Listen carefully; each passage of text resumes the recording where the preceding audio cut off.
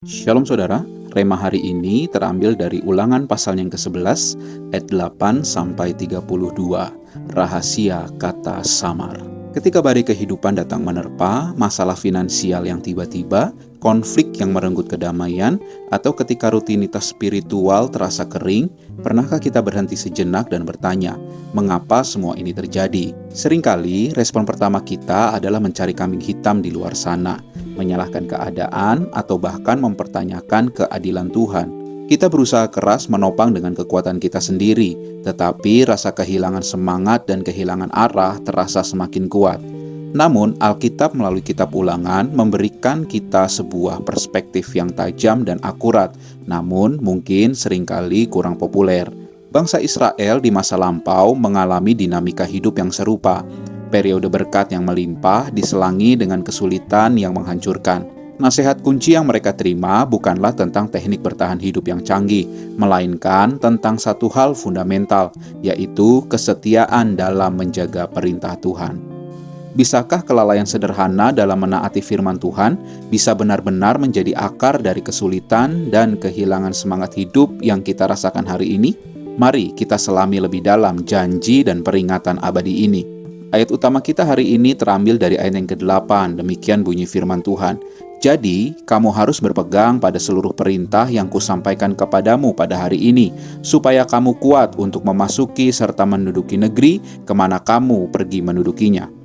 Inti dari Ulangan 11 ayat 8-32 adalah panggilan mendesak untuk mengingat, berpegang, dan menjaga perjanjian Tuhan dan perintahnya. Bagi bangsa Israel, janji yang terikat pada ketaatan ini bukan sekedar berkat rohani di masa depan, tetapi janji konkret akan kehidupan dan kemakmuran di tanah perjanjian yang digambarkan sebagai sebuah negeri yang berlimpah susu dan madu.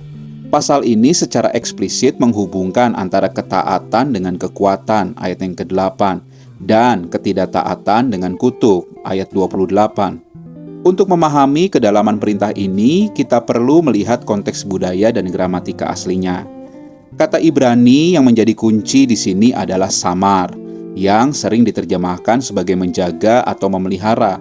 Kata samar jauh melampaui sekedar melakukan sebuah perintah, tetapi ini berarti menjaga dengan penuh perhatian, melindungi dan melestarikan seolah-olah itu adalah harta yang paling berharga. Bayangkan seorang penjaga atau somer yang tidak hanya berdiri di gerbang, tetapi secara aktif mengawasi dan memastikan keamanan.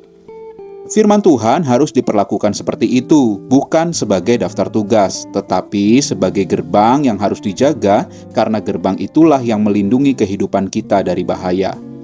Lebih lanjut, konteks Ulangan adalah konteks perjanjian suzerain fasal. Ini adalah perjanjian antara pihak yang lebih kuat dan pihak yang lebih lemah, atau antara raja besar dan bawahannya. Sebuah model perjanjian kuno di masa Timur Dekat, yang umum pada milenium kedua sebelum Masehi. Dalam perjanjian semacam itu, pihak yang lebih kuat atau raja besar, dalam hal ini Tuhan, menetapkan hukum dan persyaratan yang harus dipatuhi oleh bawahan, yaitu umat Israel, sebagai harga yang harus dibayar atas perlindungan, dukungan, dan pemberian wilayah.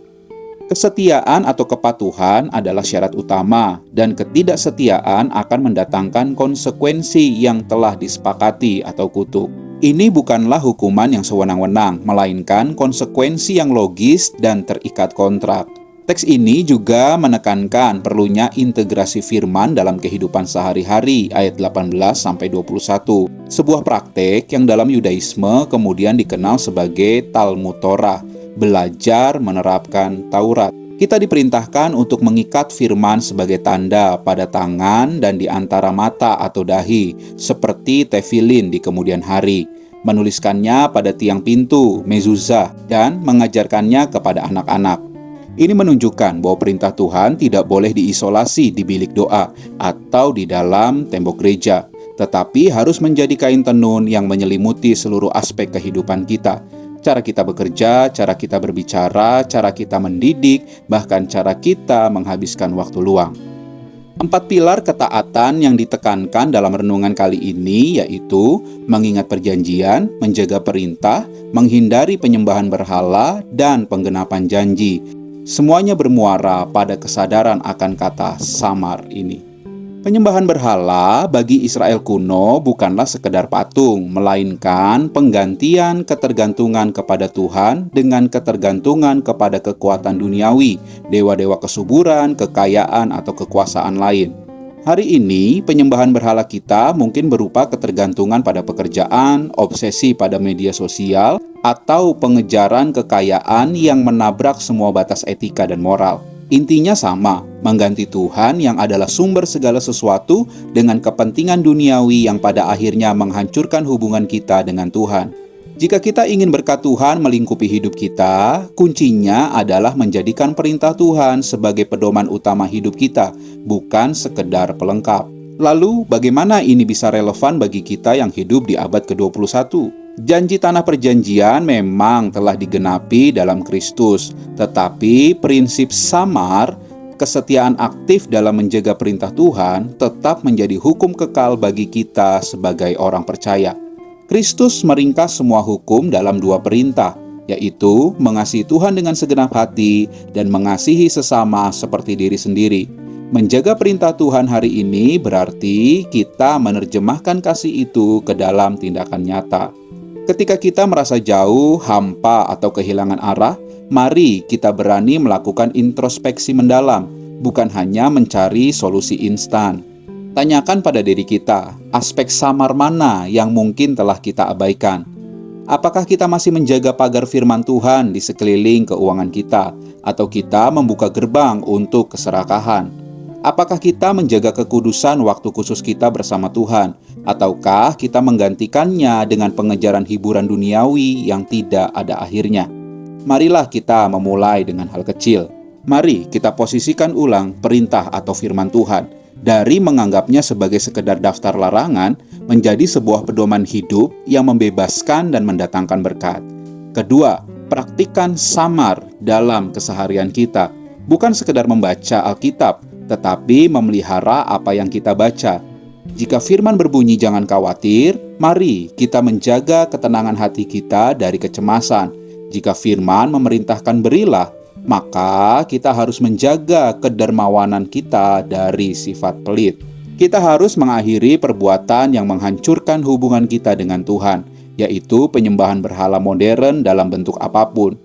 Jadikanlah firman Tuhan sebagai mezuzah atau tanda di dalam hati kita, tertulis jelas di setiap pintu keputusan yang akan kita ambil. Mintalah kepada Tuhan dalam doa kita, Tuhan anugerahkan kepada kami kesetiaan dan keteguhan hati untuk menjaga perintah-Mu. Sebab bukan dengan kekuatan kita sendiri, tetapi dengan anugerah-Nya kita dapat menunjukkan kesetiaan dan ketaatan kita. Ketika kita setia menjaga perintah-Nya, berkat dan kekuatan untuk memasuki serta menduduki janji-janjinya yang baru akan melingkupi hidup kita. Kesetiaan kita adalah pintu masuk menuju kepenuhan berkat Tuhan, yang kemudian memungkinkan kita untuk berbagi kasih dengan sesama.